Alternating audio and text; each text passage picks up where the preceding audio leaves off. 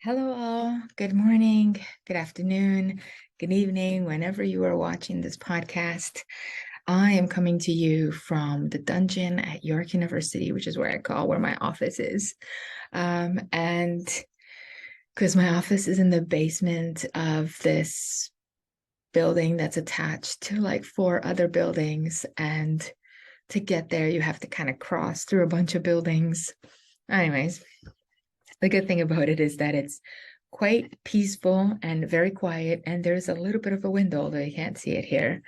And so I would like to say welcome and hello to the Goddess Project episode on the Horned Goddess. Today we're going to talk about the Horned Goddess and even the Horned God. We're going to talk about horns altogether, which is going to be really fun.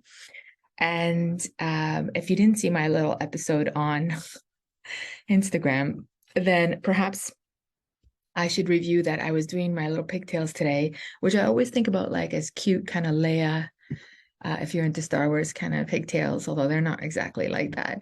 But I was doing them today in the mirror and I thought, I'm fixing my horns because I've been looking at so many horned women and horned gods. And then, of course, the horned statue in New York City, which is the topic for today.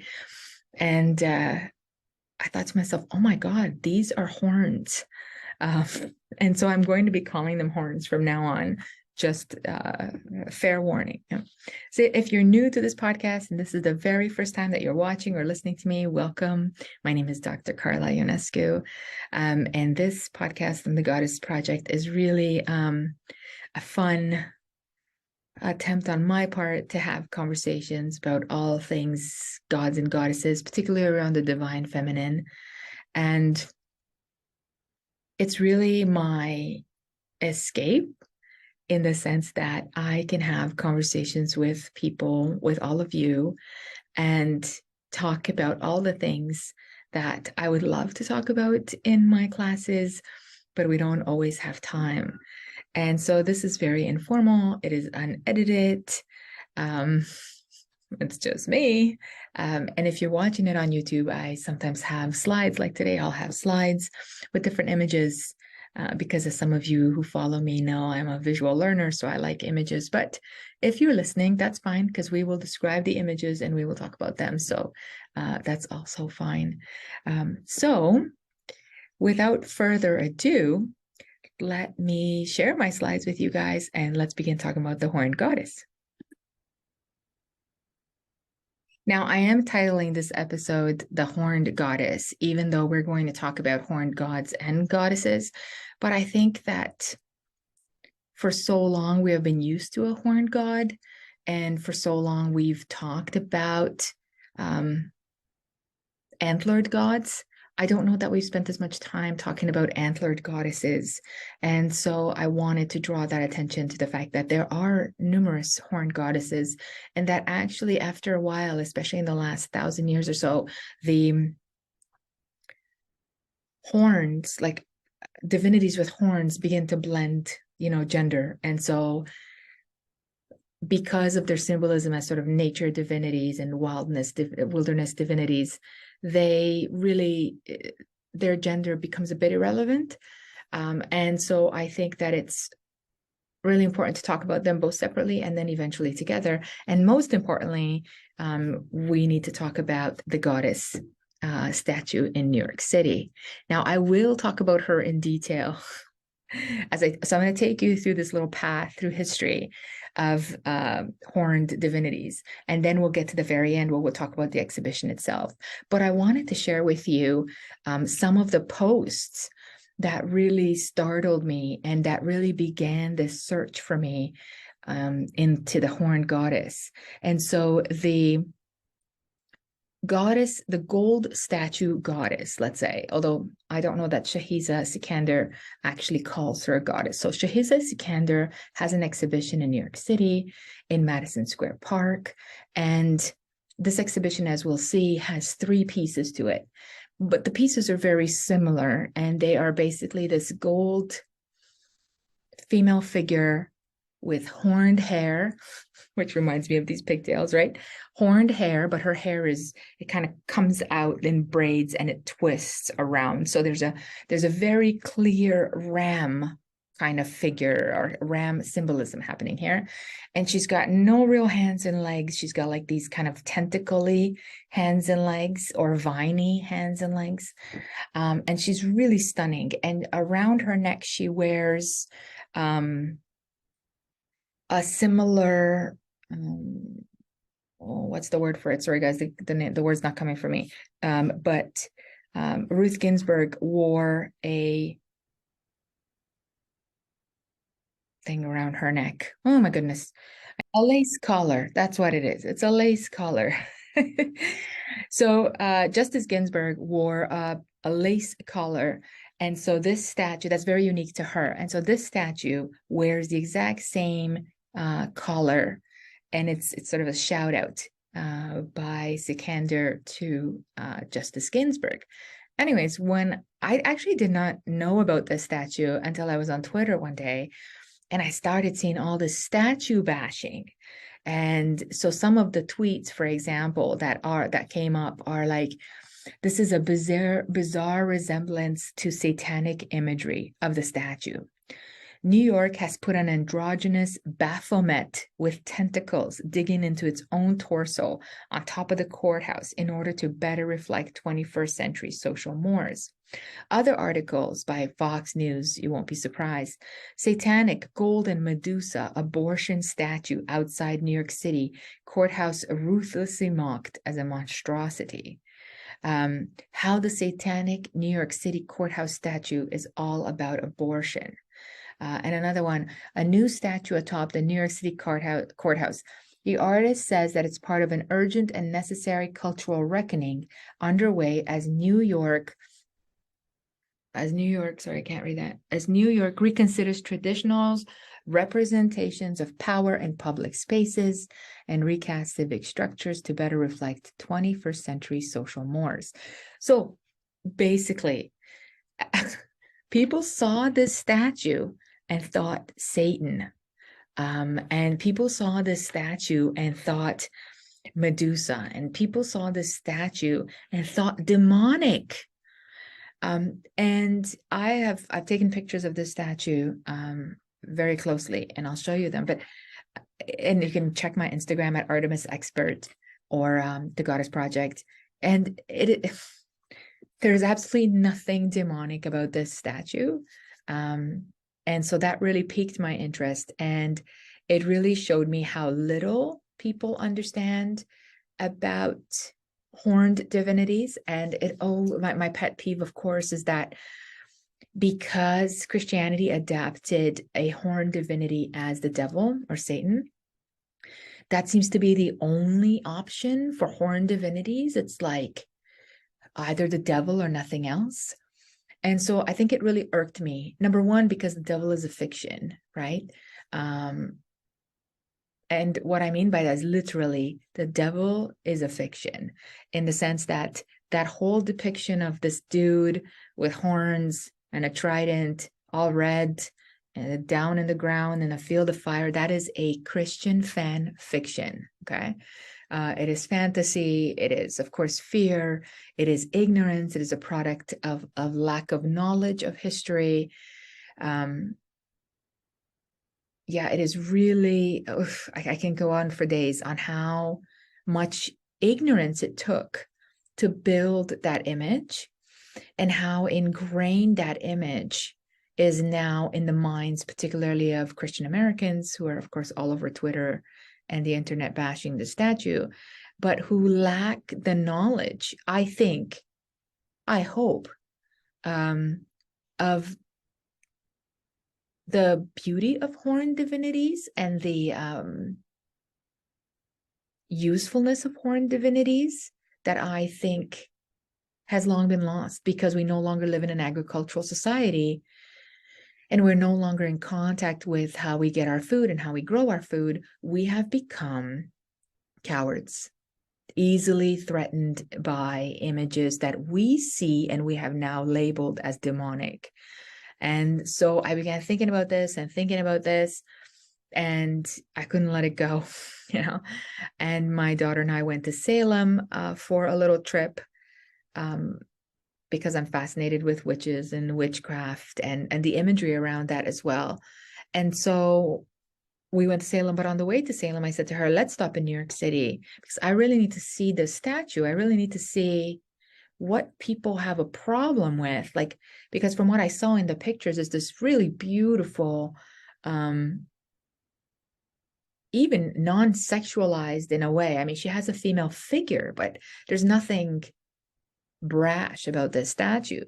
And as you get closer, at first I was like, are those horns? And then I realized that's her hair. And I mean, we could do a whole podcast on women's hair and how much women's hair is feared in patriarchy.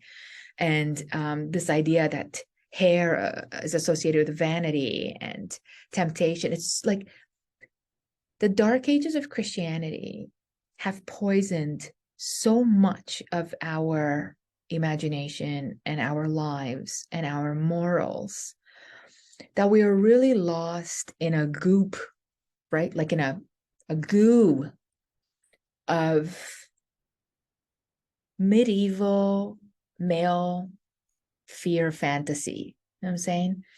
Not only, of course, did thousands and thousands, hundreds of thousands of women and some men lose their lives during the European witch trials. In Salem, there was only 20, but still. But this obsession with this misunderstanding, purposeful misunderstanding of the relationship between women and the horned god, or goddesses and their horned consort, has been so misconstrued for so long that I really thought that I needed to say something about it, and plus I absolutely love this statue. It is stunning. I love gold, anything. And I really love this statue. And I just thought, you know what? And it's funny because I don't actually talk about the golden calf, because there's so much to talk about, right? So we don't want to be here for hours, but I do want to take you on a little bit of a trip. So let me make a little caveat here for the golden calf. I do go through some Bible verses down the road in this episode, but it is no accident that when Moses is up on the mountain, getting into 10 Commandments, the people at the bottom make a calf out of gold.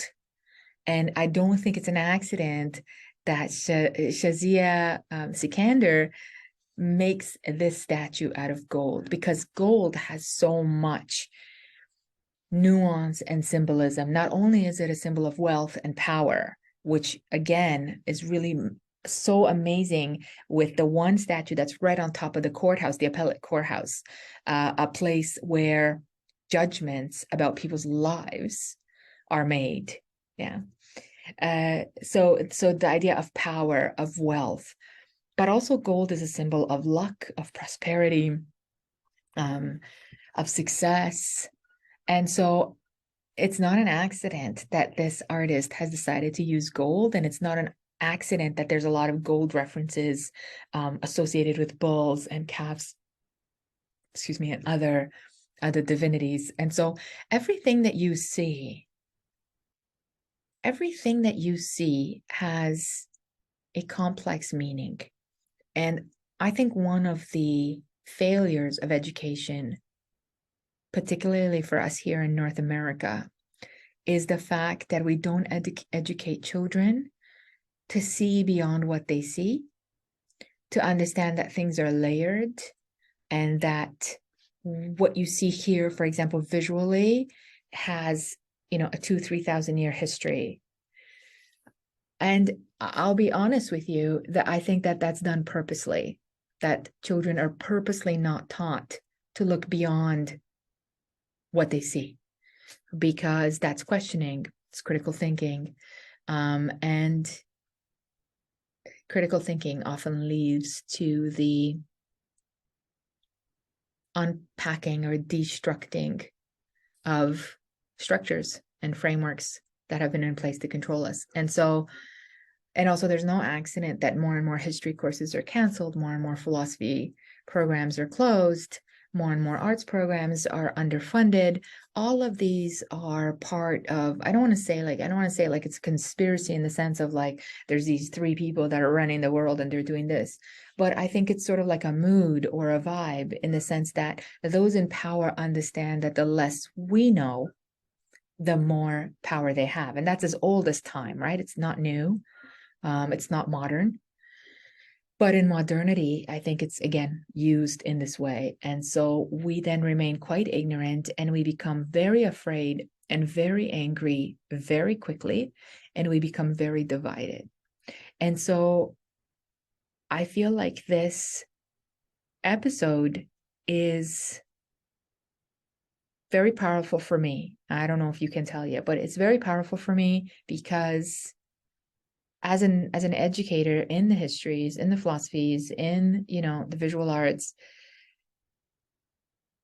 I sometimes feel overwhelmed when I'm faced with a class that is looking at an image and has no idea what they're seeing, or when I'm faced with a class that is looking at an image and really only sees the one-dimensional aspect of it that they've been taught. And so then I have to kind of go back in history and we have to start from wherever, and we have to do 2,000 years of history or whatever it is, quickly, take them quickly through it and bring them to sort of to the modern world. And I don't mind to do that. I enjoy doing that because that's my role, but it saddens me a little bit. Yeah. And so maybe this podcast is also a way to do that. And what I really like about this podcast is that you're here by choice. Right? Often students that are in my class are there because they want to get a credit or they need the class for their degree. But here, you're here by choice. And so hopefully you enjoy this conversation. So let's talk about horns. Now, horns have a long, long, long history. Yeah. And cattle actually has a very, very long history as part of the religious rites and mythologies of other people. Many, many people throughout the world have at one point in time or another worshipped some type of a horned bull or seen a horned cow or cattle as sacred. For example, in the Sumerian religion, Marduk is known as the bull of Utu. And here I have an image of a bull, obviously with a young bull with small horns, but also a sun and a snake on his head, sorry. The association between bulls and snakes and sort of the halo of the sun are, again, as old as time as symbols of power. Many of the caves in France, for example, and we've talked about caves last season, the main images in the caves, the ones, certainly the oldest ones in France, are of bulls and women, right? So this relationship between bulls and women goes back to the Neolithic and perhaps even before, and so it's a very important relationship. It's a very powerful relationship. In fact, it's a relationship of power. And I think that I think has been debased into a relationship of depravity and sexuality and grotesque aspects. Yeah. And it's funny because I interviewed Zenobia Neal, who is a historical fiction author, yesterday, and I will post her episode in the coming weeks. And one of the things we talked about yesterday was the relationships of bulls and women, like Pasiphae and Europa and others. And so this idea that the one way to debase women, especially powerful women, is to make them have sex with a beast or an animal. And so that level of sort of depravity or immoral behavior moves her from a symbol of power, so let's say she's a wealthy queen or whatever, or a beautiful young maiden, whatever, the fact that she is attracted to or has a sexual relationship with an animal automatically demotes her. And so we talked about that at length. So when that episode comes up, I know you'll enjoy that. But it reminds me very much of exactly what is happening today. So in the past, like I said, in the caves, you have this image of bulls and women as a symbol of fertility. Not that they have sex with each other, absolutely not, but that there is a connection between the prowess and fertility of bulls and the magnificence and power of women's bodies. And so that the bull represents this kind of fertile god of nature, and the woman represents a fertile goddess of nature. And so there aren't any depictions of them actually having intercourse, because that's actually not necessary, right? The intercourse is not necessary.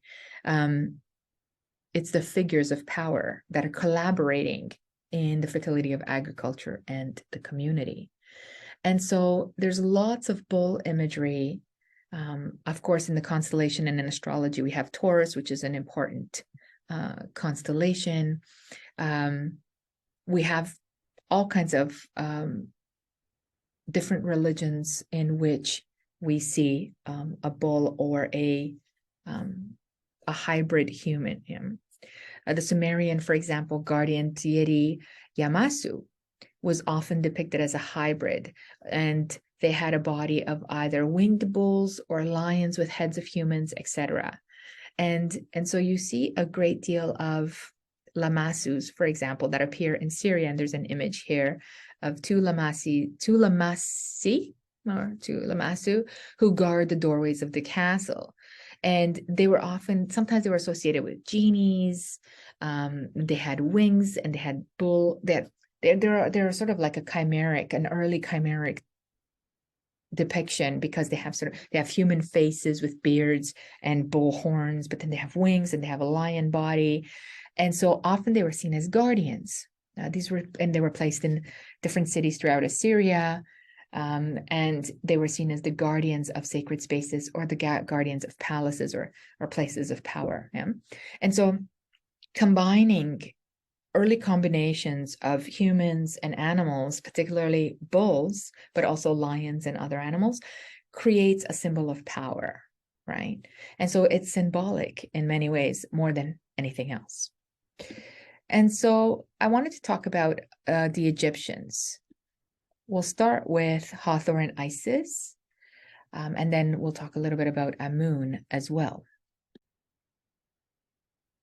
Let's begin with Hathor, as she predates most of the other Egyptian gods, or she's one of the earliest interpretations of the Egyptian divinities, let's say. Certainly, she is often interpreted as a cow with horns, with a circular disc in between the horns. Now, I should say actually that one of the things that we don't see often in the modern world, that was a big part of the ancient world, was the fact that female cows also have horns.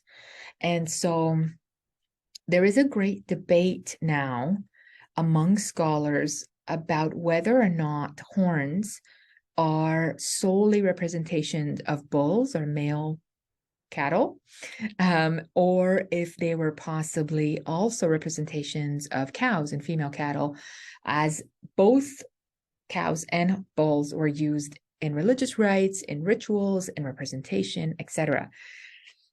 And so I bring up Hathor because she is a very powerful Egyptian goddess, and she is doesn't only wear horns, as Isis does later, but she actually is represented by the head of a cow with horns and the celestial sun in between the horns. Now, she was a goddess of heaven. She was the wife of Horus, and the god of Ra, Horus and Ra. So Hathor is the mythological mother of pharaohs, and we know that this is also the position of Isis later on. The name Hathor actually translates into the house of Horus, which is really interesting.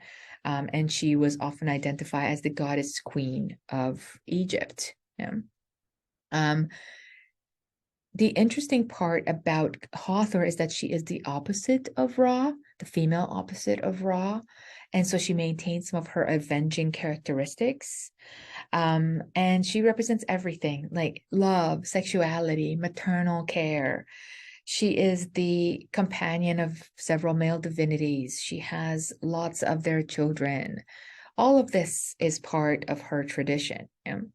And she's famous for crossing the boundaries between the worlds, between the living and the dead.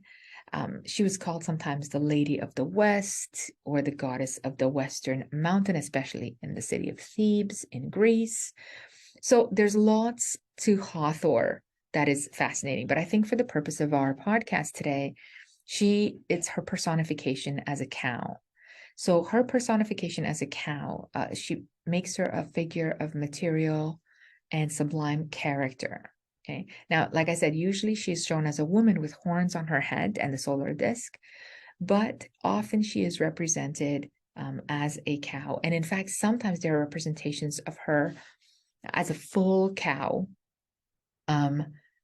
that has these horns, but then has this solar disk. And there are several representations in hieroglyphics and in Egyptian art where she is the cow with the horns and the disc, and there is a young pharaoh or a young male like suckling at her teat. Yeah. And again, this has very much of that idea that princes and pharaohs drank sacred milk from the cow of heaven. Okay. So in this case, the horns and the representation of cattle is extremely positive and extremely powerful. And we see this later with Isis. Isis becomes more popular in the New Kingdom, and she sort of inherits the horns of Hathor and the disc, the solar disc, which I often refer to sort of the disc of enlightenment. There is, and I think from the disc of enlightenment, although don't quote me on this, we see a similarity to the halos of other divinities in other places. So there's always some type of a solar or a light around the head, and that always is a symbol of enlightenment.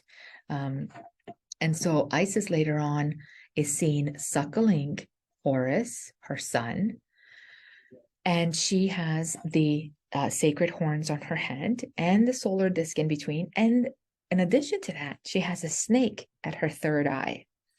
And if you want to learn more about Isis, I did a very in-depth episode in season 1. Feel free to scroll through and find that episode where we discuss all the aspects of who Isis is, who she was, who she became, and who she is today. But it's important to notice the sort of the transference of the horns and the idea that the horns can be female. I think that that's something that people don't always pay attention to. And so I think because we've associated the horns with the goat, with the devil so much in the West, whenever we see, let's say, a female with horns, we are shocked or we're taken back or we're like, oh, this is unnatural. But I just wanted to bring up the fact that females have been admired and drawn and represented with horns for millennia before modernity sort of took that away from them. And so next, let's talk about Amun, while we're in Egypt. Now, Amun or Aman or Amen or Amun-Ra, all of those work. If you watch The Mummy, you've heard that term, Amun-Ra, repeatedly as part of the chants of the Book of the Dead.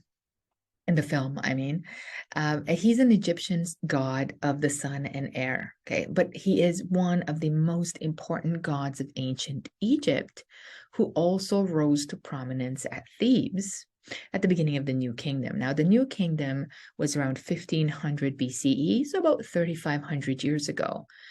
And his cult was one of the most popular cults in Egypt. Okay, for centuries. For centuries, we have this ram god, sometimes depicted as a bearded man that wears a headdress with ram in his hair, like ram horns in his hair. He is, sometimes he's just depicted simply as a ram. And so he's a symbol of fertility.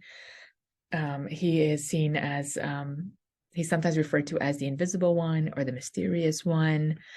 He was often considered the Lord of all, who encompassed, every aspect of creation. He had fantastic, fantastic power.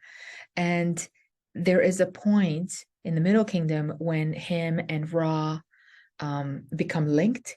And so Amun Ra, Ra being the sun god, Amun Ra becomes the term for both of them, the goat sun god kind of thing. And then he becomes sort of the hidden one. He is attached to natural phenomenon, natural principle. The more I talk about this ram god, I'm thinking also of the how many times the lamb comes up in Christianity and how many times Jesus is associated with a lamb that is sacrificed. And while sheep and goats are somewhat slightly different as animals, but they're horned animals, horned agricultural animals. And then I think about Jesus as the lamb, and I think about Jesus as the shepherd, and I'm starting and us as the sheep. Now, there's a lot in that statement that I'm making, right? Because sheep are often not seen, they're not the smartest animals, and a ram is not a sheep, and actually goats are quite smart animals. Anyways, we can do this all day, but there is something fascinating about the use of goats, rams, shepherds, sheep, blah, blah, blah, as symbols of sacrifice, as symbols of religious powers, as symbols of community. And it predates Christianity, right? It predates Christianity by a couple of thousand years at least, right? Certainly, for example, Amun or even Hathor as cattle gods or goat gods predate Christianity by a few thousand years.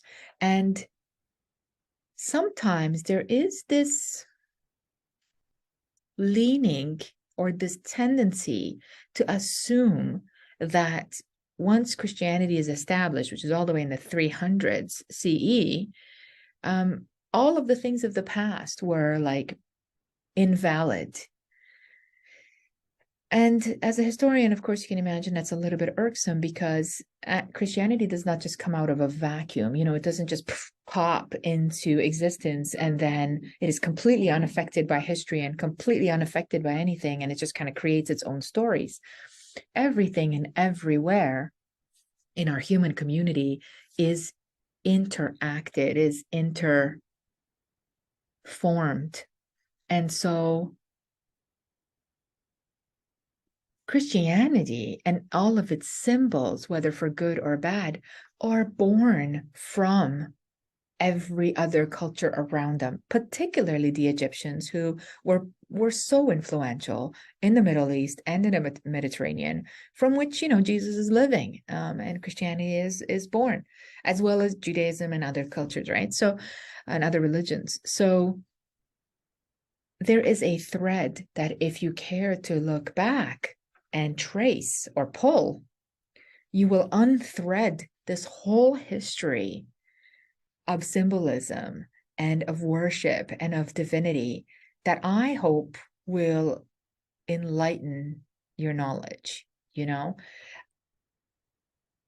That's really my goal, right? Is to talk about, to pique your interest in this, 1 hour episode or an hour and a half, whatever it is, to pique your interest to go look things up further, or to pique your interest or to help you see that history is so fundamental still to the way that we live, to the way that we think, and to our reactions to things like a golden statue in New York City. So Amun is a very powerful ram god. In fact, he is so powerful as a god and so well respected and so famous that he eventually becomes associated with Zeus Amun or Zeus Aman. Now, Zeus Aman, we have very little information about, and there's only a few statues that I'm showing you 2 here. You can Google them if you like, but it's basically the face of Zeus that you probably normally know, which Looks like a Middle Eastern Mediterranean guy with a beard and a mustache and his kind of longish curly hair, but he has these two ram horns that curl from his temples and along his ears. And this is Zeus Aman. And so here we have a figure in a Greek Hellenistic pantheon who is incorporated or fused with Amun or Amun-Ra of the Egyptian pantheon. And this is done mostly by Alexander the Great and the legends around Alexander the Great, because we are told that Alexander the Great goes to where Amun was worshipped at Siwa, which is an oasis in the middle of the desert. And he visits an oracle there. Yeah. And we are told that he is allowed to enter a sort of private room or chamber where Zeus speaks to him directly. So normally when people would go to this oracle, which is a well-known oracle, let's say before Alexander the Great, and Amun becomes Hellenized into Zeus Amun, people would go there and they would do the same thing they normally do at an oracle. They would offer a sacrifice. They would speak to the oracle priests or priestesses, in this case, priests, and they would receive some type of a prophecy or some type of a message.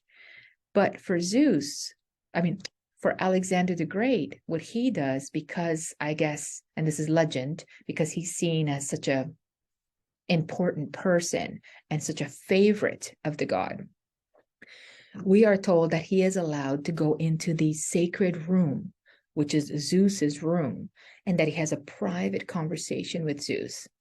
And legend tells us that when Alexander the Great returns from Siwa and from having this conversation with Zeus, he begins to believe, or he fully believes, that he is the son of Zeus instead of course, the son of Philip.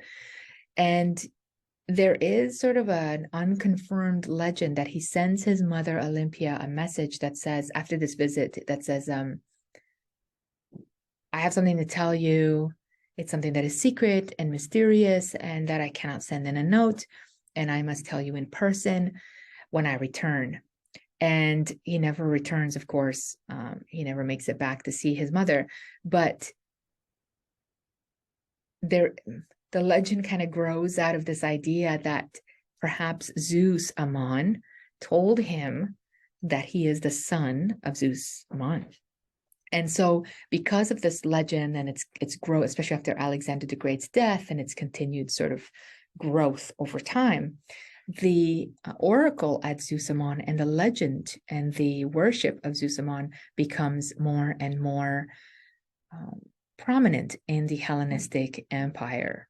And so this is how you see transference happening. That is, Amun or Aman in the Egyptian pantheon is in power, for a couple of thousand years.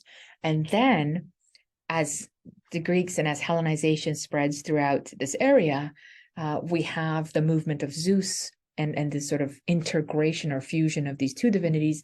And now suddenly we have Zeus Aman, a horned god or a ram god, and we have this ram depiction. Now, to be fair, this does not become the standard for Zeus, as many of you know. The Hellenized version of Zeus without horns is the most popular, but it is still fascinating to see this combination of Zeus Aman because it shows us the power of horns. It shows us that putting horns on or antlers on, as we'll see with deer goddesses, connects you to a divine power. I hate to use that word over and over again, but there's a divine connection there. There's more than just, even that someone like Zeus, who's already divine, the very fact that he's wearing these horns somehow makes him more, it gives him more. And it culturates him. That's not a word, but it embeds him in the culture, in this case of the Siwa people, but it embeds him, like it ingrains him in the culture. And that is extremely important because horns and bulls and fusions of cultures must be recognized for us to understand why is there such a reaction to this golden goddess in New York City. Yeah.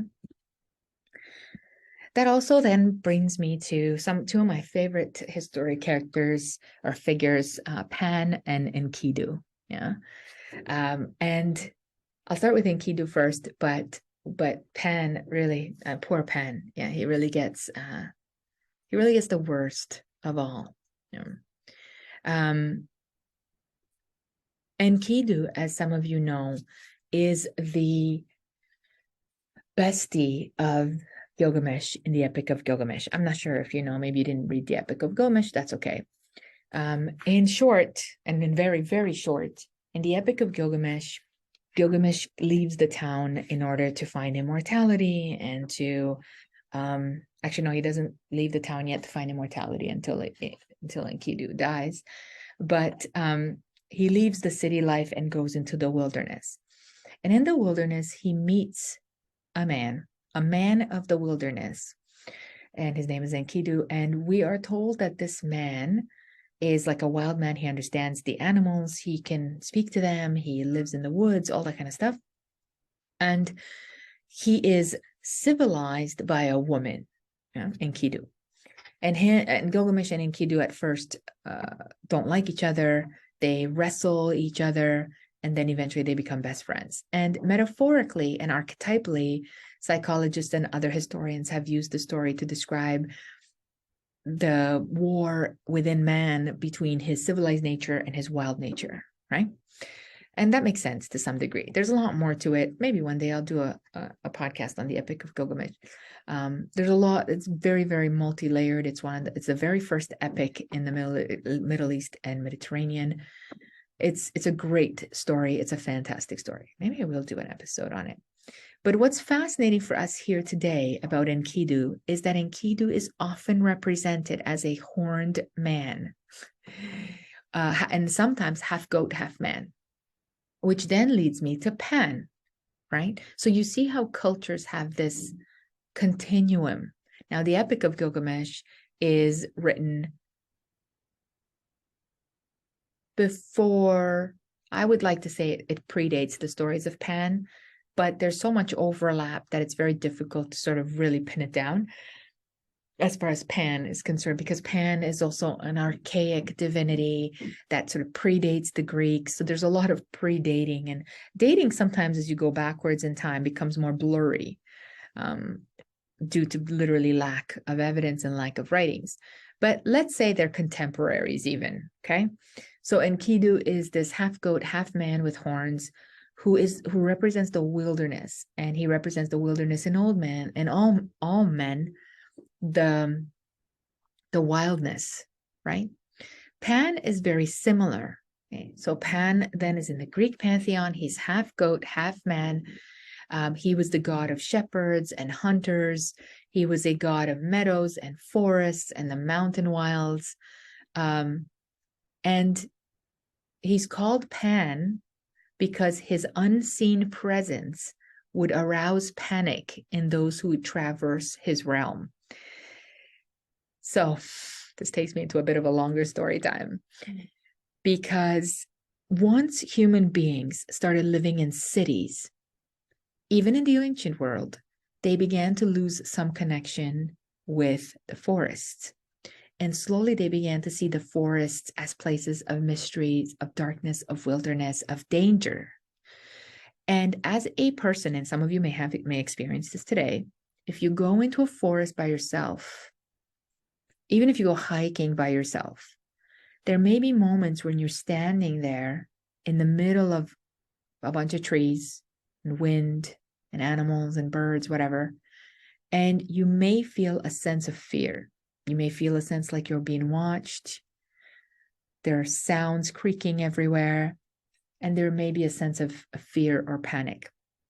In the old days, this was a representative of Pan in the sense that because he's the god of the forests and the wilderness, and often he's unseen. In fact, one could argue that no Greek really ever saw him because he's divinity, that sense of fear, like someone's watching you, like someone's following you almost, was what they referred to as Pan.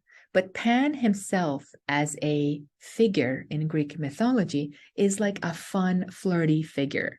He plays a lot of panpipes, right? So he plays the panpipes. He chases nymphs all the time.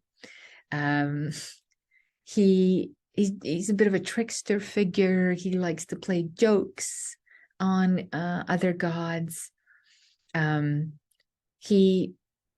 He often hangs out with Dionysus because, as you can imagine, Dionysus, which we'll talk about in a minute, is also a god of the wild and the wilderness. In the ancient, sometimes in the classical age, the Greeks also used his word pan to mean everything or all. And so he's what we would call a rustic deity, a shepherd god, right? Particularly around northern Greece. And he's also actually the inspiration for the goatfish god in the constellation of Capricorn, which of course I am a Capricorn. And so maybe this is why I like him so much. But imagine him just as a wild, uninhibited figure, okay? Now, there is a hymn to Pan that I would like to read to you closely just for story time. From Homer. Homer writes this hymn to Pan in the 7th to 6th century BCE, so 2,800 years ago. Okay? And it goes like this. It says, Muse, tell me about Pan, the dear son of Hermes, with his goat's feet and 2 horns, a lover of merry noise. Through wooded glades he wanders with dancing nymphae, who footed on some sheer cliff's edge call upon Pan, the shepherd god, long-haired and unkempt. So he's really burly, right? He has a beard, he has long hair. He has every snow crest and the mountain's peak and rocky crests for his domain. Hither and thither he goes through the close thickets, now lured by soft streams, now he presses on amongst towering crags and climbs up to the highest peak that overlooks the flocks. Often he courses through the glistening high mountains, and often on the shouldering hills he speeds along, slaying wild beasts, this keen-eyed god. Only at evening, as he returns from the chase, he sounds his note, playing sweet and low on his pipes of reed. Not even she could excel him in melody, that bird who flower-laden spring pouring forth her lament utters, honey-voiced song among the leaves. At that hour the clear-voiced nymphae are with him, and move with nimble feet, singing by some spring of dark water, while echo wails about the mountain top, and the god on this side or on that of the choir, or at times sliding into the mist, flies it nimbly with his feet. On his back he wears a spotted lynx pelt, and he delights in high-pitched songs in a soft meadow where crocuses and sweet-smelling hyacinths bloom at random in the grass. Yeah? So during the day, he frolics through the woods. At night, he frolics with the nymphae. He sings songs. He plays his instruments. They sing of the blessed gods on high Olympus and choose to tell of such a one as luck-bringing Hermes above the rest, how he is the swift messenger of all the gods, and how he came to Arcadia, the land of many springs and mother of flocks, there where his sacred place is as god of Kylene. For there, though a god, Hermes, he used to tend curly fleeced sheep in the service of mortal man, because there fell on him and waxed a strong melting desire to wed the rich tressed daughter of Dryphos. And there he brought about the merry marriage. So Hermes and Dryphos are married. Hermes becomes a shepherd for a time because he's in love with this human daughter. And in the house she bore Hermes a dear son, who from his birth was marvelous to look upon, with goat's feet and 2 horns, a nosy, merry, laughing child. So I just want you to think about how adorable the Greek gods and the Greeks think that Pan is. When the nurse saw his face and full beard, she was afraid and sprang up and fled and left the child. Then luck-bringing Hermes received him and took him in his arms. Very glad in his heart was the god. And he went quickly to the abodes of his deathless gods, so his family, carrying his son wrapped in warm skins of mountain hares, and set him down beside Zeus and showed him to the rest of the gods. Then all the immortals were glad in heart, and Bacchus, Dionysus, and especially said they called the boy Pan, because he delighted in all their hearts, because remember that Pan means all also. And so hail to you, Lord, I seek your favor with a song. Okay. So this is Homer writing about Pan as a character, and then the birth, the relationship that led to Pan. So Hermes and his human wife, Dryops, have Pan. And although the nurse is kind of freaked out by the way that Pan looks, Hermes adores him. And then he takes him to the gods of Olympus, and they adore him and they love him. And in fact, Pan is a very well-loved divinity. And if you ever get to any museum anywhere that has a ancient Greek or Hellenistic exhibit, you will see Pan for sure, no doubt. You often see him with Aphrodite. You often see him with Dionysus. You see him everywhere. And I guess for me, what's sad is that he is the main figure that has been culturally appropriated into the devil, into Satan. Because the Europeans during the medieval period and the dark period had become so uneducated in Greek history and mythology and philosophy.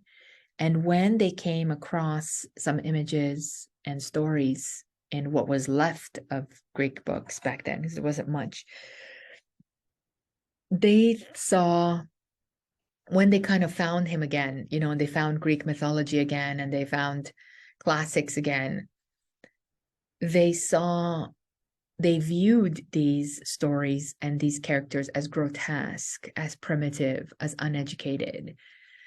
They had the attitude that those who came before them, like the Greeks and the Romans, and even those who predated the Greeks, were barbarians of some kind, were uneducated, which is hilarious, considering how uneducated the Europeans were themselves at the time. They had gone through this ignorant, closed mentality for 1,000 years. But yet they had the nerve, the audacity, the gumption to look back and go, oh, those guys were totally primitive, not us in our own, living in our own filth and burning women at the stake and all the other crap that we're doing and we're about to do. But those guys back there, because look at this divinity that they worship, this is like a creature. And so they demonized. Their ignorance led to fear, led to revulsion, and therefore they demonized this creature, this god that was actually just someone that was meant to be quite fun and liberating and wild. And I mean, Freud and Jung and all of these psychologists later on see Pan especially, but also Enkidu or any sort of horned god or hoofed god as the representations of man's fear of his own wildness. That men fear that they cannot control their own wildness, their animalistic nature. And so then they make it into something negative that must be beaten into submission. Or, if we go all the way to making it into Satan or the devil, must be avoided at all time, must be killed, must be destroyed, must be blah, blah, blah. And it's so much ignorance. It's such a clear lack of education on the part of those who created this figure into a demonic figure, that it feels a bit overwhelming just, to talk about it. And so I promised you that I would talk a little bit about Dionysus. Now, there's a few figures. Dionysus, again, is a super complicated god, and I've talked about him a little bit in the Ariadne and Dionysus episode that was uploaded a couple of weeks ago. And if you want to learn more about Dionysus, I would recommend that. But I feel like Dionysus could also very much use his own episode. He's a very complex figure. We know him often as the god of wine, and we know him as the god of the wilderness as well. And he has a complicated heritage, and he's half human, half god. All of these things are fascinating about him. But for the purpose of our episode today, I would like to refer to Dionysus, the bull, or Dionysus as described as bull-horned. There are a few gods and goddesses in the Greek pantheon that are described as bull-horned, and Dionysus is one of them. And I found a few figures or a few images of him with little horns. You could see his little horns.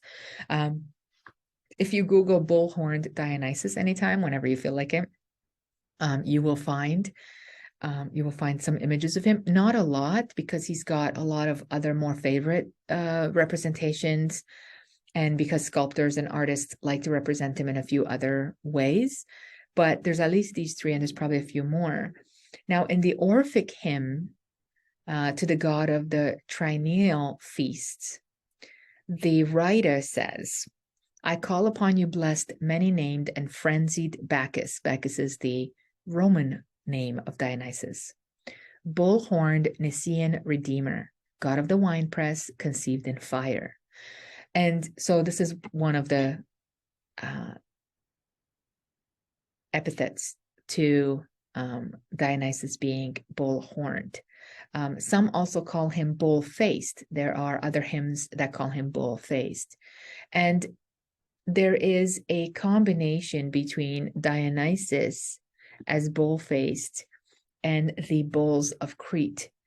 And we're going to look a little bit at the bull leaping in Crete and the sacred bull of Crete.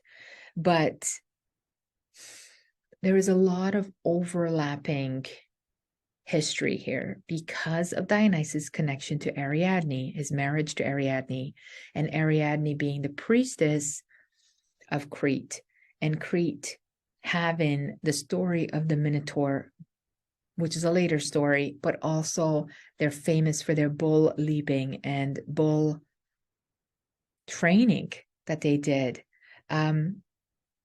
You can see the overlap of layers here.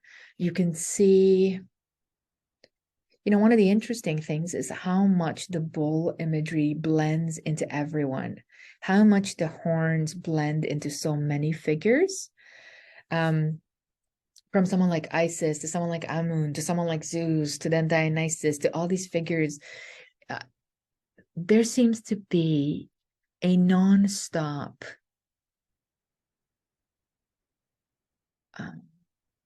fascination between humans and horned gods. And I don't know if that is simply because we've got all of this millennia of agriculture, and that is a symbol that anybody, any farmer in any culture in any village in the world will understand horns. Do you know what I'm saying? Whether they're the horns of a goat or the horns of a bull or the horns of, I don't know, deer as a hunter. Actually, even as a hunter. So there is something about horns and antlers. There's something about a crown of bones on your head that is a unconscious image that all humans seem to connect to. And that connection is almost always like food or wealth or fertility. All those things are, of course, combined. And so you're probably not surprised then that someone as powerful as Dionysus, who is besties with Pan and married to Ariadne, may sometimes be associated with a bull and be called bull-faced or bull-horned or etc. And so Dionysus is another god that is a horned god, or a god with horns. Yeah. The other interesting thing, moving on to, I just wanted to mention Hera and Europa here, moving on to a couple of female figures, or moving through some of our female figures now. At the beginning of the episode, I talked about how having goddesses, powerful goddesses associated, especially sexually, with bulls often debases them. What's really fascinating, though, about Hera, and I just finished the course on Hera. So if you want to learn more about Hera, there is a link in the description for the Artemis Center courses. And one of my goddess basics courses that you can take online, and it's all self-paced and you could go through it yourself. It's a lot of fun. Is on the fact that Hera is two things that we forget. Number one, she's always associated with cows. There's a deep association between Heras and cows, and she's often referred to as cow-eyed. And this actually connects back to the horned goddess of Hathor, to the importance of cow imagery in places like Hinduism and Southeast Asia, to the association of women with cows, but cows that have horns, okay? I mean, I don't know if it's a well-known fact that cows have horns, female cows. I know that we see cows today with little stubs, right? They have these little like stubs. But I am told, and it seems certainly in imagery and archaeological artifacts that we found, that cows used to have long horns as well. So in art, sometimes, depending on how far the artist went to describe or paint the bull or the cow, there is some debate in some of the figures that are like non-biologically depicted. There is some debate about whether or not they're male or female. And Hera is associated with the cow goddess, and therefore she can be considered a horned goddess. Although we have not yet found a sculpture or a piece with her on it where she has horns, her association with the cow and her being called the cow-eyed goddess or the cow goddess can be seen as a horned goddess implication. Now, the other two that we talked about, Europa and Pasiphae, the one thing that's very interesting in their debasement, that is in their movement from powerful women to women who have sex with bulls, is their fascination with how beautiful the bulls are. So there is something supernatural about the bulls. These two bulls, the one which is Zeus who seduces Europa, and the one which Poseidon sends to King Minos that Pasiphae supposedly is infatuated with and has sex with, these two bulls are really meant to be magical bulls. You want to think of them almost like bull unicorns. You know, they're just so stunningly beautiful that they seduce a woman. And while I lean towards the fact that this is a debasement, especially for Pasiphae, this is very much a transition between Greek mythology and Minoan mythology, because Poseidon, who is a Greek god, sends the bull to the Minoans. And by Pasiphae having sex with the bull, the Minoan structure starts to fall apart. And eventually the Athenians and the Greeks become victorious. So I lean towards the fact that this is more of a debasement. But what I'm finding fascinating is just the very fact, the imagination of storytellers, that women could fall in love with bulls. And so I think that there is something more there. There's something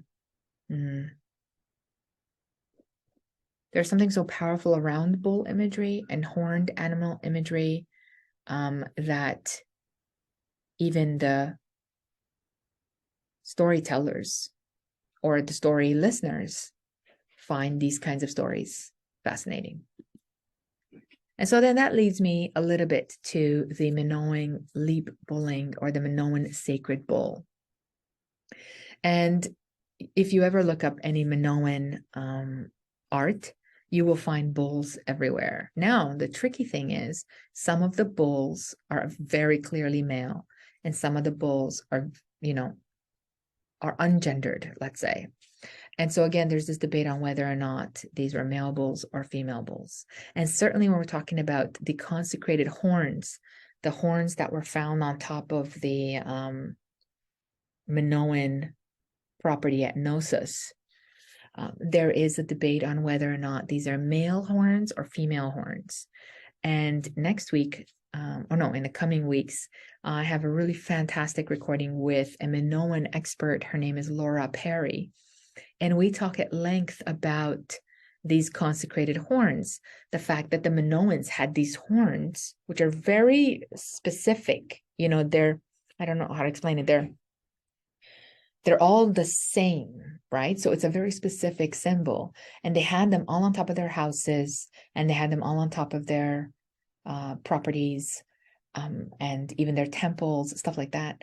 And so one of the questions I asked her is, why? What does this mean? And is it a bull reference? And she contends that this is actually a horned cow reference, and that this has to do with the sun and astronomy. And you'll have to come back for that episode to listen to her give that description. But it's fascinating because there is so much talk around bull imagery and horn imagery in Crete. And yet not very many people have acknowledged the fact that in Crete, both male and female cattle had horns. The other image that comes up a lot is the image that I have here, which is the leaping athlete on top of a bull. And it refers to the sport of the Minoans, which was bull leaping. Yeah. And so the sacred bull, the bull is sacred in Crete. It's, we see lots and lots of imagery. And one of the things that I've learned is that bulls are very easily trained from when they're young, that they're very soft creatures, actually, that they're not raging bulls. And I was thinking about that a couple of days ago as I was working through some of the research for this podcast. And I was thinking about the fact that bulls are actually very easy to train. And if you start them from when they're young, they're almost like puppies, or so I'm told by Laura Perry, who grew up on a farm and grew up around bulls. And it made me think about bull riding, because I'm a Canadian, and in Calgary, there's a lot of bull riding. There's a stampede, and there's all this kind of stuff that goes on. And I thought about the fact that during a stampede, they have to tie the bull's genitals to enrage the bull. And then when they release him out of the stock thing, they release his genitals. And so he goes on this rampage. And then I thought about, the matadors in Spain who perform with a bull, and the repeated sort of angry, raging bull imagery versus what Laura Perry and other experts have shared with me, that actually bulls can be very easily trained to perform and can be really soft figures, animals. And so if you were doing bull leaping like the Cretans were doing, the bulls were actually perhaps not even angry or raging, and in fact were part of the show and were trained kind of like circus animals in a way, to allow a rider to stand on them, to leap on them, so that the danger aspect in Cretan bull leaping games was more about like gymnastics, or acrobatics, keeping your balance, doing the somersaults, that kind of stuff. Not so much about controlling the bull or tackling the bull. And you've probably seen, I don't know if you've seen, but you've probably seen people do that in circuses with horses, where the acrobat is riding on the back of the horse and he or she does a bunch of flips or a bunch of acrobatics or gymnastics on the back of a horse. And so my understanding is that this is the way that bulls were treated in Crete for this particular exercise. Of course, bulls were also sacrificed. And again, the sacrifice comes out of similar symbolism, and that is that a bull is an honorable animal, an animal of power, an animal of prowess around fertility. And of course, sacrificing this animal is a great honor for the god that you are sacrificing it to. And so there is again, a lot of association between humans and bulls. And some of it is, some of it is a bit of a dominating relationship where the human sacrifices the bull or the human rides the bull. And some of it is more of a sacred or honored relationship where the god is actually transformed into a bull-like figure. Yeah? Other goddesses that are associated with horns famously are Selene. And Selene is a Titan goddess of the moon. And she has the little moon, the half moon on her head. And often she is associated or called a horned goddess. Now, Selene has a really interesting story in the sense that she is a goddess of the moon, a titaness of the moon. She is later associated or blended with Artemis, and she actually is associated with Pasiphae. She's often associated with Hecate, and of course, Hecate is also associated with Artemis. Sometimes Selene is also associated with Hera. And so one of the things that you can see here about horned goddesses is that they share similar epitaphs. Yeah. And one of the images that I have here on a mosaic, because a lot of people, when you research the horned goddesses and you research Selene, a lot of people will argue, oh, well, she has the moon on her head, because that's the most famous and most prettiest image of Selene. She's got this beautiful little face, and she's got this little half crescent moon on top of her head. But one of my favorite images is a Roman ceramic, in which Selene is kind of half naked, and the horns are coming out of her shoulders, right? And so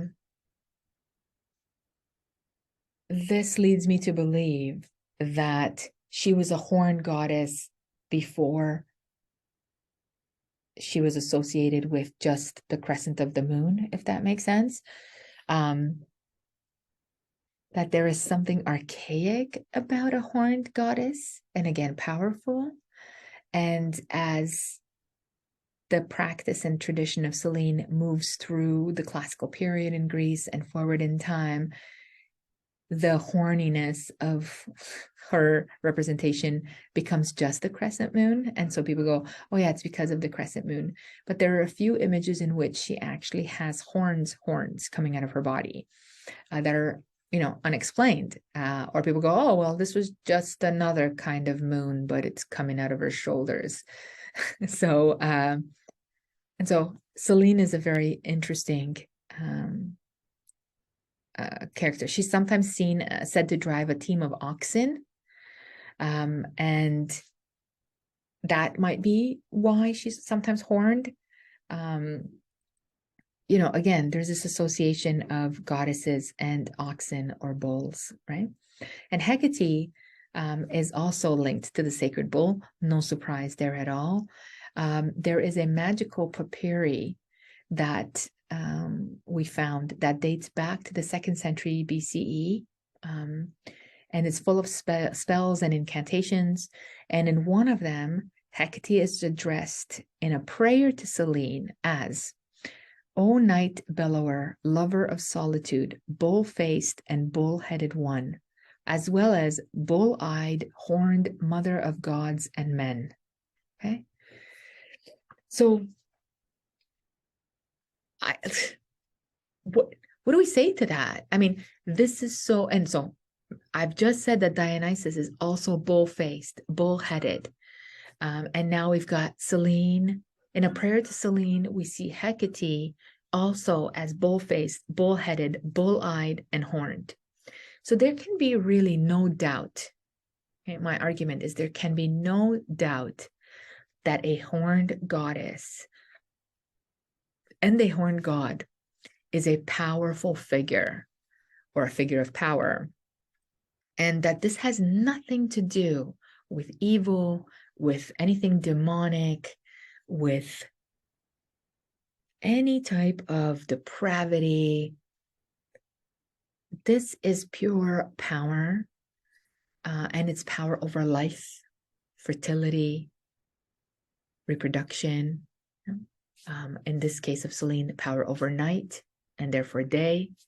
So this is a kind of fundamental power that I think there's been a great attempt to remove this fundamental power from women and from some men in creating the only horned option for a divinity as the devil, right? There seems to be a very purposeful demotion of horned gods into demons.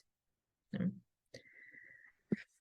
so this takes me to dear goddesses. Of course, we have to cover just a bit of dear goddesses and a bit of the more modern horned gods, because it seems like these figures do not want to leave us. Now, dear goddesses are a bit of a complicated and more modern representation. Here I have a few horned images, but my favorite one of these is the Marvel one, where Hel, who in Marvel, sorry, I haven't seen that movie in a long time, who in Marvel is the sister, is represented as the sister of Loki and Thor. One of my favorite things, though, even though I did not like that character and I was not a great fan of that film, but one of my favorite things is the horns on her head, because they represent in some ways deer culture, because they kind of look like antlers. In other ways, they have this very Christian demotic interpretation, because Hel, of course, in Norse mythology, does not have this particular antler shaped horns on her head in any depictions. But I just find her such a statement of the way we think of powerful women today. And of course, we think of them as evil.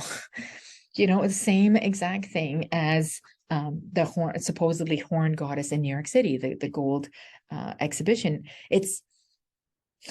There is this automatic association that women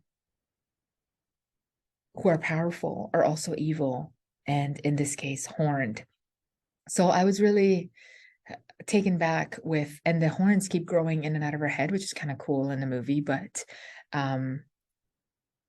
again, like, it's a kind of brainwashing. It's definitely an indoctrination, a repeated message that a horned person is an evil person, and a horned woman especially is an evil woman. And so where does that leave dear goddesses? Now, dear goddesses have been part of mythology for different cultures around the world, and for different, for example, incarnation deities, heroic quests, but especially magical disguise or enchantments. So I would say that deer have always symbolized the other world, or the supernatural world, the world outside of. Deer tend to stand in between two worlds, especially around like fairy tales and the fairy realm. Deer, for some reason, have been the animal. I think that deer straddle that idea between a peaceful animal, but also a powerful animal. Because I'm trying to think, as far as the fairy realm and the Celts and the European tribes, they only had so many animals to really pick from. And so you've got the bear, who's a very significant character. You've got the wolf, who's a very significant character. You've got owls, you've got, foxes, you've got other animals. But the deer, particularly the red deer, have always been seen as a soft, powerful figure. And I think that that's really what makes it. Like, I'm even remembering when I was a kid watching Bambi and seeing Bambi's dad. Bambi's dad was an animal that was powerful and almost dangerous. And yet, deer are herbivores. So I think that's what makes them magical. there really is no explanation to why the deer, other than sort of the explanation I'm kind of going over with you. But very few texts, if any, really go, we picked the deer because of ABC. I think the deer seems to be unconsciously in our conscious as a magical figure. And so for the Celts, especially, deer are associated with spirits or deities who transform either from human to deer, from deer to human. In many Scottish and Irish tales, the deers are seen as fairy cattle. Okay, so there's that connection back to cattle, historically speaking. They are herded or milked by otherworldly women or by the Sith, who are the fairy supernatural beings for this region. Often fairies or the Sith can transform into deer. The white deer, for example, is always a symbol of extreme beauty and mystery and rarity. And in fact, you even see that in House of the Dragon. I don't know if you guys are into House of the Dragon, but at some point, I can't remember which episode, they're waiting for the white stag, right? And they're looking for the white stag, and the white stag is, they're hunting the white stag, which again is really disturbing because it's the symbol of beauty, but also power and rarity and all of those kinds of things. So, and slaying deer in the hunt is part of the wild hunt activity. And so deer are really embedded in Celtic cult practice.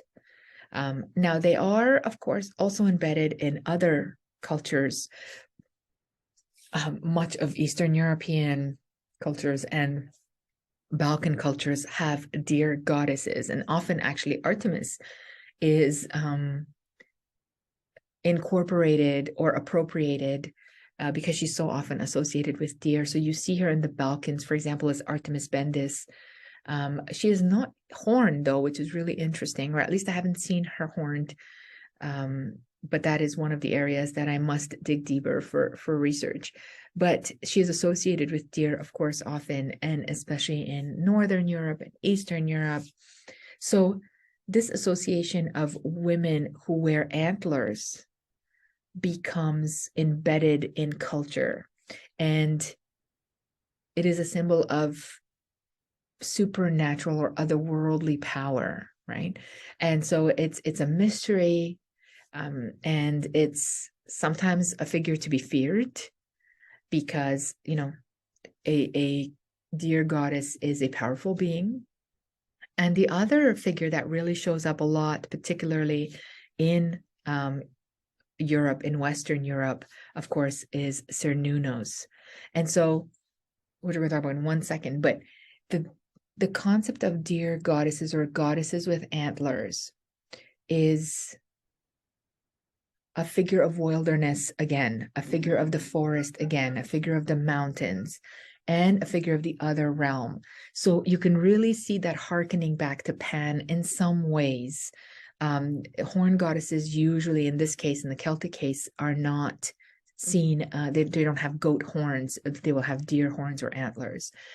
But it's a very similar idea because this is a goddess of the wilderness, right? A goddess of the wild spaces, a goddess of the unknown spaces, and sometimes a goddess of the dangerous spaces, right? You don't want to stumble into the fairy realm accidentally. And there are many stories of people who follow a beautiful deer or stag, in the case of a white stag, into and cross over into fairy realm, and then they're lost or they become victims of deceit. So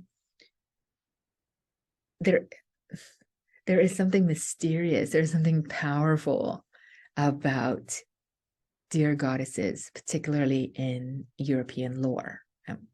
And so then that leads me to Cernunnos. And sometimes I call him the green god, but he is definitely a horned god. And he is often the consort of a goddess. So I would say that he's probably one of the most famous figures, horned figures in ancient Celtic or Gallo-Roman religion. Cernunnos or Carnunnos, whichever way, he is often depicted with antlers. He is often depicted sitting cross-legged. He is associated with stags or horned serpents, with dogs, and you won't be surprised, he is associated with bulls. Okay. He is usually holding a bag of coins or a bag of grain and a cornucopia, which is again a symbol of fertility, wealth, rejuvenation. Yeah. Now, most people believe that he's a proto-Celtic god, which means that he came before the Celts, that he was already in place before the Celts. And there are so many different depictions and inscriptions that refer to him. And then, because he was so popular in this area of what is today Scotland, Ireland, Britain, etc., he becomes really incorporated into the religion of Wicca, and he becomes the consort of witches, right? So you can imagine, okay, so let's put this in a sort of image of history. So women who are accessing their spiritual selves, who are in contact with their wild selves, who are working with nature, who understand naturopathy, who have been part of an ancient tradition of women's lore, let's say, and practice in the wilderness, have been long familiar with someone like Cernunnos or a horned god in the wilderness, or deer goddesses, okay? As Christianity takes over much of Europe and much of this area, these women begin to be called witches, which has to do with the word magic, which is also the word pharmakai, which is also the word for pharmacy. So there's a lot that happens here over time where women who know things about so-called magic become witches, which then is represented as evil because they now have a relationship with a horned god or a wild god, which is associated with Cernunnos or Pan, which then becomes associated with the devil. And now we see the connection of witches having sex with the devil or worshiping the devil. So I don't know if I went too fast for you with that, but that is sort of the circular way in which witches and the devil become associated with each other and with these symbols, okay? And one of my pet peeves, I have to tell you, because I watched Sabrina the Teenage Witch, or Sabrina the Witch on Netflix, which I really enjoyed, but one of the things that is my pet peeves, and I don't know if I've said it before on this podcast, but is how much the witches are associated with the devil, and how much everything is the devil and everything is the opposite. Like, instead of, oh my God, oh my Satan, like it was just so ridiculous. When actually witches consorts are not the devil, but rather this ancient horned divinity that is frolicking in the woods, and that represents nature and fertility and joy and happiness and rejuvenation and sex and sexuality, right? But you can imagine that for very repressed Christians in Europe in the Middle Ages, the Dark Ages, the medieval period, which pick an age, any age in the last 1200 years, how frightening this might have seemed to the uneducated, to the uninformed, that women may have had a relationship with a consort that had horns, when really this is a relationship with nature, you know? Whether the relationship is an antlered goddess or a horned god, the relationship is with nature. And if it's intimate in practice, I mean, of course you can imagine that Christians in intimacy become enemies over time. God forbid you enjoy your body. God forbid you enjoy sexuality. God forbid you have any sort of fantasies about horned gods or goddesses in the woods, it totally ruined any pleasure concept, right? It totally ruined any learning concept. It just becomes fear, fear, fear, fear. It becomes panic. No pun intended on poor Pan. It just becomes a political move. Now, we haven't talked much about the witch trials of Europe. Maybe one day we will, but in a short statement, I would say it's very clear the witch trials of Europe are an attack, a political attack on independent women. And so, I mean, there's more to it than just ignorance as well. There's a very purposeful misunderstanding. There's a very purposeful manipulation of history and of imagery. And poor Cernunnos, who is a very gentle divinity, who is often represented as a very gentle and loving divinity. In fact, I'm not sure that I've ever seen Cernunnos in a violent representation. And very loving to animals, very loving to nature, and of course, very loving to women and to anybody who worships nature. And this figure becomes demonized, because his appearance is frightening to those who don't understand that the bull-faced or ghost-faced gods are actually benevolent gods. They're actually good gods, gods that bring fertility and power. There are numerous representations of Cernunno, thousands and thousands. Sometimes he's portrayed as a stag. Sometimes he's associated with the ram-horned serpent, which we can actually spend a lot of time on the ram-horned serpent as well. But the images tend to be, and he's often referred to as the Lord of Animals, the images tend to be, or the Lord of Wild Things. But he is a peaceful God of nature and fruitfulness, right? He is the God that's actually coming up soon in the spring, who brings fruitfulness, who brings life back. He's always surrounded by animals. He is a mediator between opposites, right? There's a list. I have some examples here. For example, there's a petroglyph in Val Camonica, in Gaul, of Cernunnos. The antlered human figure in this area could be traced back as far back as 7th century BCE. So again, almost 3,000 years ago. There are two goddesses with antlers that appear at Besançon and Clermont-Ferrand in France.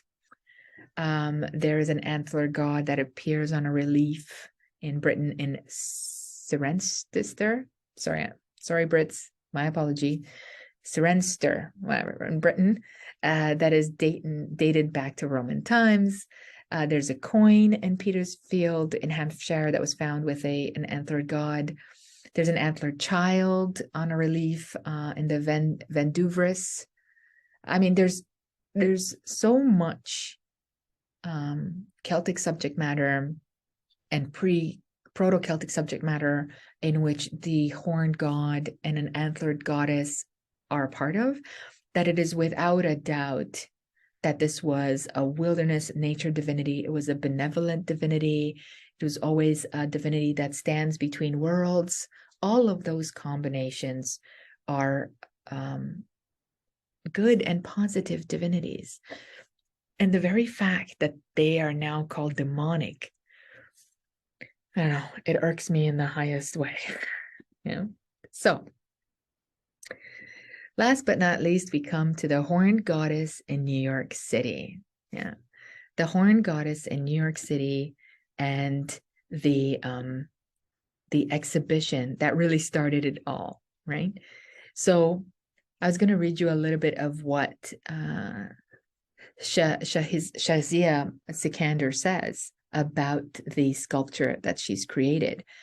She really has a purpose, right? And much of her purpose has to do with women's rights, especially around abortion rights, and of which Ruth Bader Ginsburg, the Supreme Court judge, was in favor of women's abortion rights and procreation rights. And so lots of that gets, lots of that I think gets combobulated with this fear that this figure is demonic. Yeah. So Sikander writes, she says, this luminous figure is a nod to RBG, as seen in the detail of the adorning collar.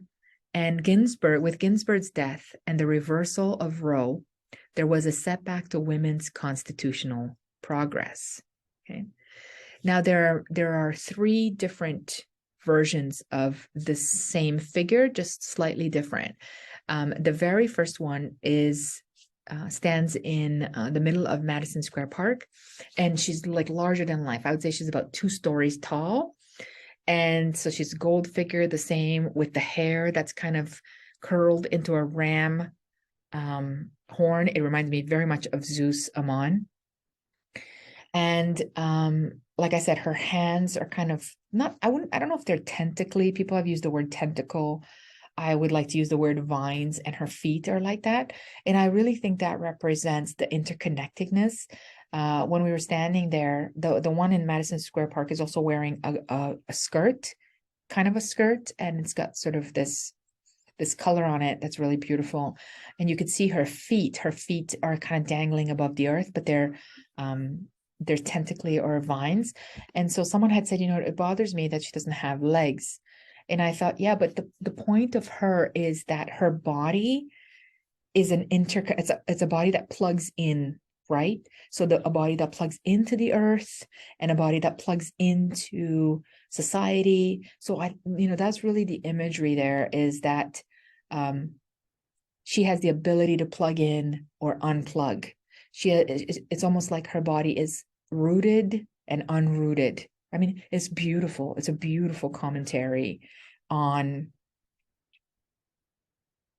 women's bodies in a way. And so, I mean, it can be interpreted in so many ways, in the way that we are plugged into each other, in a way that we are interconnected with each other, in a way that we dive deep into the earth, that our roots, right? Like when you meditate, one of the things that people say is, find your root into the earth, or root into the earth.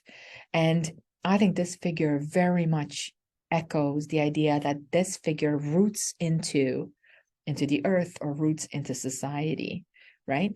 Sikander has also said that the sculpture, especially the one on top of the courthouse, is part of an urgent and necessary cultural reckoning, especially in cities like New York that are seen as traditional representations of power in public spaces.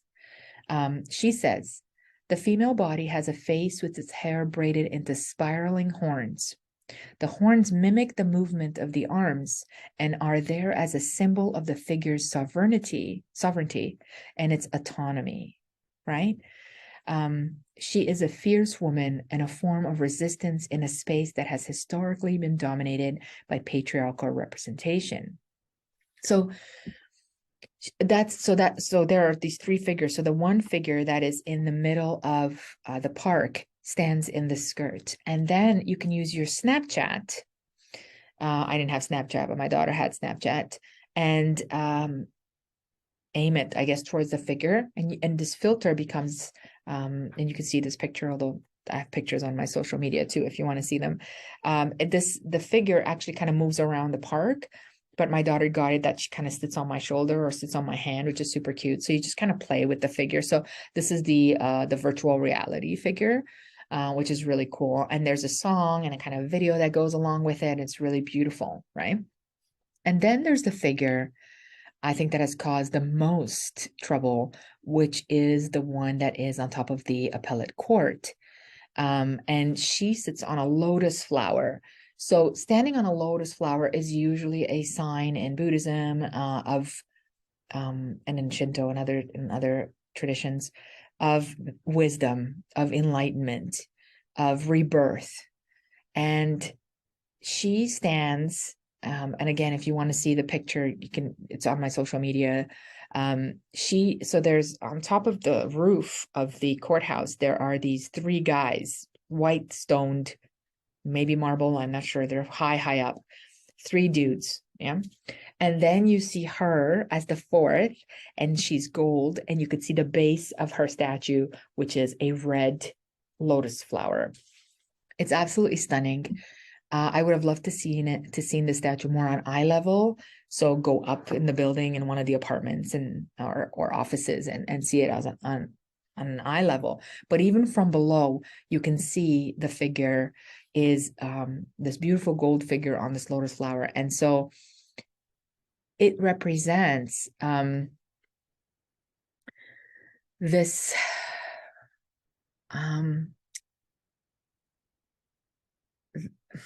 a figure of enlightenment, really, in the sense that it's actually a bit of a revolutionary piece, because in the appellate court is where women's rights are taken away.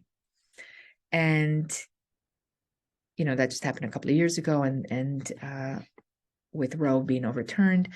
And this is really a statement that, number one, women are not included in the decision-making, of course, in support of RBG, who was pro-choice, and in this idea that the only figure on top of the courthouse that has any wisdom is this goddess figure. Yeah. And so Sikander actually titled this exhibition Now, right? And, you know, she says it's not supposed to alienate anybody or do anything, but it is supposed to feminize this old patriarchal, let's say powerful building in this case, right?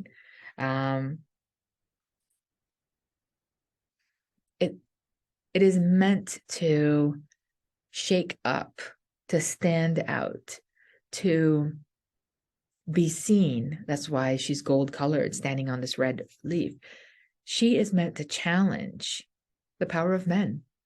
And so you're not surprised that I began this episode with tweets of everybody calling it satanic goat-like horns. You're not surprised that everybody is associating her with Medusa, as though Medusa is a bad symbol for women. I mean, are we still there? It's 2023. And again, I've done an episode on Medusa. So if you're listening to this and you're like, I don't know what you're talking about, Carla, please go listen to that episode. It's called Medusa Misunderstood. Yeah, Medusa is not an evil figure. She's not a bad figure. She's not a demonic figure. She's definitely not a satanic figure. Satan wasn't even a thing back in the day when the Greeks were creating their stories. So this backlash against this figure is really, I mean, it was predictable, and it's really a reflection of the backlash against the power of women, particularly around their bodies. And I think that that's why this statue is has a body shaped of a woman, but is very much mixed in with the vines or tentacles of her hands, and her hair horned in this symbol of power that goes all the way back to Amun-Ra in Egypt, right? A symbol of power, a symbol of knowledge, a symbol of revolution, wisdom, knowledge of the unknown, right? And all of the ways in which women have held secret knowledge. And I love that it's tied to her hair, because again, hair has always been, or has been for the last few thousand years, blamed for all the weaknesses of men, right? Like, you know, Samson literally loses his hair, and he loses his power, right? In the Bible. And so this association with hair, especially for women, associated with beauty, all these kinds of things, this statue is so powerful. I really hope that you can see all the ways in which this statue speaks on so many levels, and you can maybe see why I wanted to see her so badly live, because I really wanted to see whether or not this goddess is, this figure is really demonic, you know. I mean, I didn't think so, clearly not, but because anytime somebody starts talking about Satan, I roll my eyes like, oh my God, this person hasn't done their homework. So I want to reiterate that there is no such thing as Satan, that it is totally fan fiction. That, and I'm not saying that there's no such thing as evil in the world, um, because clearly that is, but the only thing that's evil in the world, my friends, is men. And I mean that both literally and figuratively. It's humans and it's men. Um, and so that, yes, there is evil in the world. And yes, there are a lot of depraved and disgusting and tragic and torturous and violent things that happen in the world. But that comes from men. And Satan is really the scapegoat, pun not intended, but still a good pun. Satan really has become the scapegoat of that, in the sense that men go, oh, well, it's Satan that tempted me, or the devil tempted me, or whatever, to do this, because I think there is an inability for us to, or for some people, to look within themselves and see why are you so evil and depraved and greedy and all these things. And so, yeah, I get a little irked. I don't usually get involved when people start talking about Satan or the devil, but I do get involved when that starts to be applied to women. And when newspapers and, you know, influential people begin to call a statue of women's power satanic. I mean, you're all not surprised. Of course not. But the fact that we're not surprised and we just kind of go, ugh, yeah, that's, you know, the same old blaming women for everything. Uh, I I guess a part of me feels a bit like, okay, like what are we gonna do? Like how long? How long do we do this? You know, it's been 2,000 years. Um, like how long before we begin to use our voices to say, hey, you're an ignorant buffoon. Let me educate you a little, because I cannot just stand here and watch you spew your ignorant and literally ignorant lack of knowledge all over the place and for generations to come. So I took this particular episode a bit personally. It is part of my passion. Goddesses that are deemed evil or wrathful or vengeful or demonic are part of my research, and I really enjoy sort of debunking those theories about them. And so the minute I saw this, you can imagine that I thought, oh no, I have to go. I have to see it for myself just to make sure. I have to kind of read about this artist and what they intended. And then I have to do a little bit of my own work aside from my own work. You know, I've been living in the ancient world for a long time. And so there's a lot of work that you kind of already know, that it's so much part of your consciousness and your knowledge. But I just want to, you know, double check a few figures, get a little bit of dates and times and places for a few figures, and connect them to each other. But I think it's very, very clear that horned divinities have always been divinities of power and goodwill, power and success, power and wealth, power and fertility and fortitude, and never, ever, ever figures of anything to do with evil or devilry or, you know, Christian panicked imagination of the unknown. And so I hope that you've seen that. I hope it hasn't been too preachy. And I hope that you've enjoyed learning about this exhibition and also the horned gods and goddesses.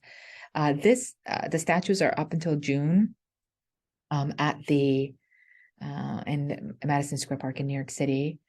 I would love to know what happens to them next. Oh my goodness, I would love to have the funds to purchase. I don't know if Shahzia Sikander has any intention of selling these pieces, but the statues, oh my goodness, what a dream it would be to have one of these statues in my garden or in my home. So if anyone knows Shahzia Sikander, and if she feels in a charitable mood and wants to make this academic's life literally for life. These statues are stunning. I recommend that you go look at them yourself if you can. And if not, come check them out on social media. And thank you so much for joining me. And thank you so much for supporting the Goddess Project podcast. This season is going to be fantastic. As you know, I'm also adding the Goddess Talks, which are different talks and discussions with experts in the field that I really admire and that I hope that you will enjoy listening to. And we have a whole season full of gods and goddesses and mysteries and fun times coming up for you over the coming months. And so thank you so much for joining me today. And please feel free to share, to leave comments, to like, to subscribe, of course, and to let me know if there's anything else that you'd like to listen to or hear, or if you have any suggestions for anything else that you might see as a great and fantastic topic. So thank you so much. Have the best weekend, and I'll see you again soon.